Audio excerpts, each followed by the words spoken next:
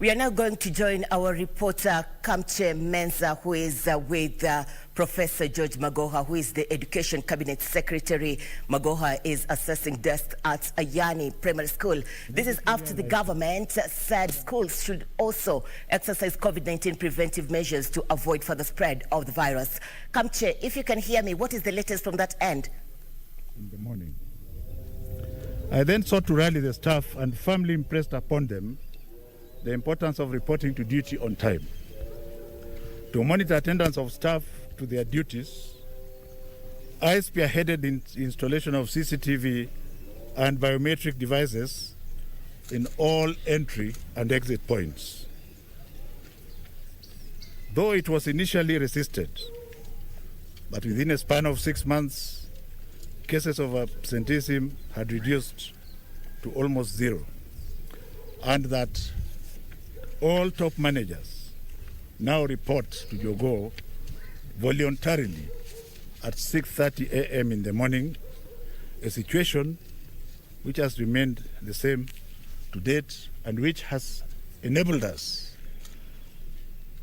to be more efficient and to serve the people better. Number 2, chronic absenteeism by field officers.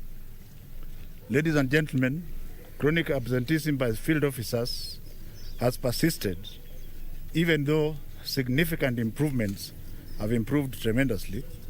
A small number of field officers limit their work to their offices with little or no effort to physically monitor the implementation of the education programs in the field. Of course, unless a senior ministry official from the headquarters is available.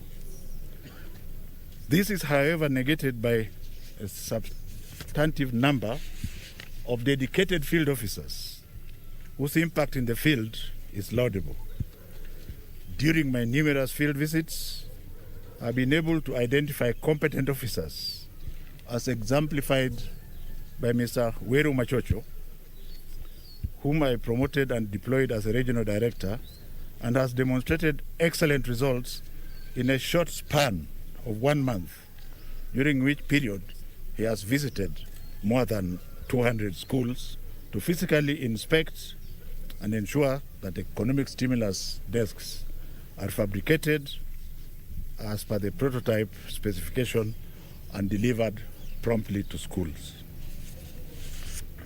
Ladies and gentlemen, for measurable impact to be made, all government employees must work for the pay that they earn monthly. In my many field visits, I have noted, regrettably, that absenteeism is the single leading cause of poor quality assurance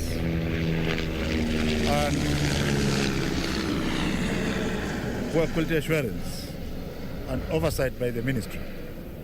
On this concern, I wish to confirm that for as long as I remain at the helm of the ministry, I shall continue to ensure that all ministry employees deliver the services to the public as per their job descriptions.